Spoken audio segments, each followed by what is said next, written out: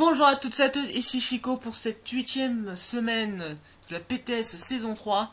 Aujourd'hui c'est contre Zelix. Alors je pense que vous avez remarqué comme ça que la semaine dernière il n'y a pas eu de match. C'est parce que nous avions une semaine de repos, ce qui est plutôt sympa quand même. Donc c'est dans la draft de Zelix se compose de Necrozma, extrêmement grosse menace étant donné que je n'ai pas de type ténèbres. Donc une version mono-attaqueur psy peut être chiant. Ossature d'Alola qui est une bonne menace, c'est pas pour rien qu'il... c'est vrai que c'est le genre de Poké qu'on peut facilement sous-estimer, mais bon, c'est vrai qu'il est plutôt pas... il a paratonnerre, il a un bon double type, vous avez beaucoup. Hermure, tant que défensif de base, quoi. Donc, Primarina, donc, comment elle s'appelle déjà l'évolution finale de taquin...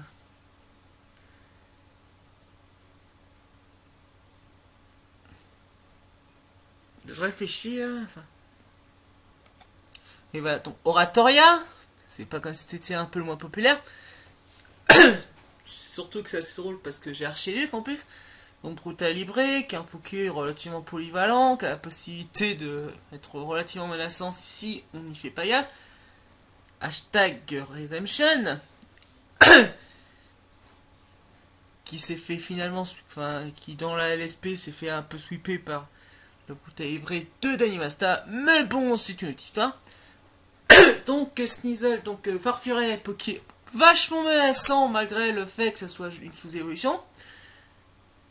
Parce que franchement, un Poké Glace Ténèbres qui est en plus, c'est Dimoré, mais en moins, mais en plus, mais quand même menaçant, mais en moins que Dimoré quand même. Mais bon, c'est moins cher, donc ça va. Voltali, Poké disposant d'une unité électrique non négligeable, et puis qui est extrêmement rapide, même vitesse que Tokoriko. Pyukumuku, qui est... c'est qu'au combat, c'est le Poké qui a absolument aucune attaque, excepté contre, je crois que c'est contre, l'attaque Reversal, je confonds toujours contre avec l'attaque contre, Donc Judocrack, Poké très bulky, un Pokémon de type combat bulky, qui a la possibilité d'avoir une attaque, signature capable de faire que des crits, qui fait que des crits. Noix de coco normal, c'est un Poké sympa, qui a la possibilité d'avoir, plante psy, bon, il se prend cher sur, c'est un peu célébile ça, mais de toute façon. Il a accès à Vampigray, il a accès à pas mal de petits trucs sympas, comme par exemple un petit set rigolo, avec, comme par exemple, des petits sets avec récolte sympa, avec la baie citrus ou autre. Donc c'est sympa. Et Sylvain normal, qui peut tout simplement profiter de son excellent coffre. C'est un peu l'un des meilleurs, quoi. Donc contre lui, je l'ai prévu. D'abord, Kyurem Black Shovelberry, pour tenir un coup éventuel de Brutal Libre, pour tenir un low kick, plus facilement un low kick de Sneeze, de Farfuret, parce que je ne qui va le prendre.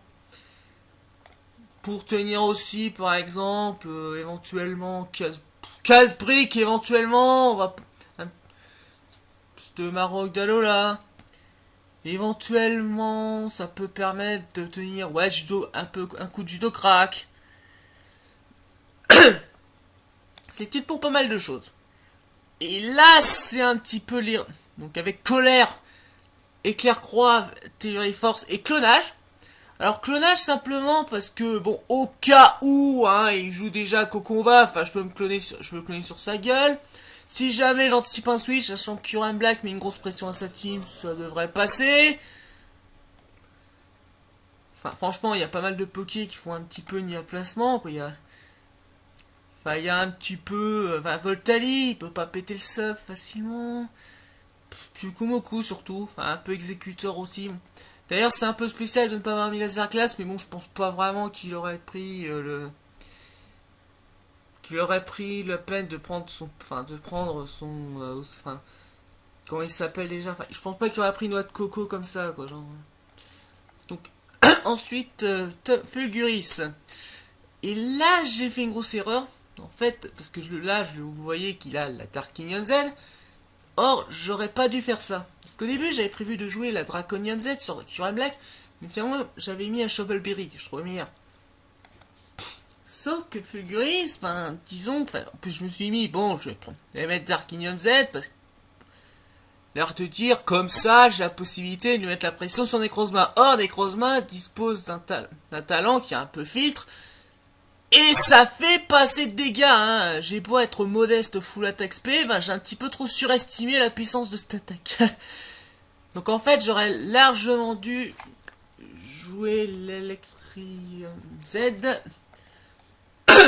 pour avoir un tonnerre, ça m'aurait mieux aidé en fait, parce que déjà, parce que franchement, Darple Z, en plus de pas le tuer, parce que j'aurais dû vérifier, mais bon, je participe en même temps à la PTS contre CRL, donc forcément, j'avais pas eu l'occasion de vraiment, de bien réfléchir, de mieux réfléchir sur ça, parce que j'étais trop concentré par, en gros, j'ai pas fait gaffe et j'aurais dû vérifier. D'ailleurs, c'est un peu mon erreur, parce que franchement, T-Bolt Z, stabé, ça aurait fait plus de dégâts que Darple Z, surtout que sans activer l'éventuelle vulnérance d'un set, qu'il aime bien jouer. Même si c'est vrai qu'au final, c'est pas comme si c'est, même si c'est vrai que c'est pas le genre de menace qui pourrait être gênant. J'ai à la Kazam qui peut avoir T-Wave, au pire. J'ai Fulguris qui a la T-Wave Prio. D'ailleurs, vous pouvez me demander pourquoi est-ce que je joue pas. Parce que tout simplement, T-Bolt, Darpulse, bon, c'est évidemment parce que ça a au moins un bon coverage. Exploforce, ça permet de toucher pas mal de menaces, comme par exemple, ça permet de toucher éventuellement. Darpulse, ça permet de pas faire trop de placement pour Maro et Dalola. Mais bon, Exploforce, ça permet déjà de toucher relativement bien des pokés, comme par exemple. Je sais pas pourquoi j'ai. Ah oui, Sylvalier, oui! Parce que c'est vrai que Sylvalier est une grosse menace, quand même, parce que franchement, Sylvalier, disons que s'il se place à plus 2, je vais pas apprécier. Donc Exploforce, c'est bien pour le RK, déjà. C'est majoritairement pour ça. Et provoque, alors, parce que simplement, j'ai plus anticipé une version de Necrozma en version, Iron Defense, Calminder, des trucs bien chiants à store. Vu que j'ai aucun ténèbre, donc forcément il peut se permettre de jouer une attaque mono-attaqueur psy. Mais franchement, la version Store Power, avec, comme j'ai dit, Iron Defense, Calm Mind et Moonlight, fait super chier ma team, quoi. Disons en fin de game, il fait super chier. Parce que franchement, ce serait trop dangereux pour lui de jouer une version, vu que j'ai pas mal de potiers qui ont la possibilité de lui mettre la pression, je pense qu'une version plus bulky de Necrozma aurait été plus chiante, ça. J'aurais peut-être dû jouer KGK, mais franchement, c'est vrai que là. Et ensuite, Archiduc, avec donc Spirit Shackle, qui attaque pour bloquer. Alors, avec la Colberberry, c'est majoritairement pour Farfuret, parce que généralement, lorsqu'il ramènera le Farfuret sur Archiduc, il sera à 90% du temps tenté de faire sabotage direct, il va pas tenter le Icicle Crash. Parce que de toute façon, s'il switch sur directement, par exemple, un Poké qui résiste, saboter un objet, c'est jamais dégueu. Alors que Icicle Crash, c'est un petit peu moins, ouais. Bien, toxique, c'est surtout parce que ça fait ça emmerde un petit peu, ça permet de mettre le toxique. Ça permet de, par exemple, si jamais il voulait se placer avec Necrozma, je peux le toxique, comme ça je l'emmerde un petit peu. Il perd des PV comme ça le rend beaucoup moins chiant, quoi. Atterrissage anti-brume, c'est classique. L'investissement, je sais pas, c'est pour dépasser qui, bon, je sais plus trop. Je crois que c'est pour dépasser Milobellus en investissement. Bon, je verrai. Rajouterai au besoin. Ensuite, Crapustule. Donc avec ébullition. Classique. Parce que franchement, c'est un peu le truc que tu vas foutre à chaque fois. Icy Wind. Alors, pas PC glace. De toute façon, au pire, si on peut diminuer la vitesse de Brutalibré, ça peut passer. Et puis au pire, t'as la possibilité, par exemple, de réduire la vitesse de Necrozma, dans le pire des cas. Ça permet aussi de mettre la... Alors sinon, il y a Cradovag qui permet de passer relativement bien. Enfin, ça permet de toucher Primarina, ouais, parce que ça fait des bons dégâts super efficaces, parce que, comme vous voyez, je joue pas Tailory Force.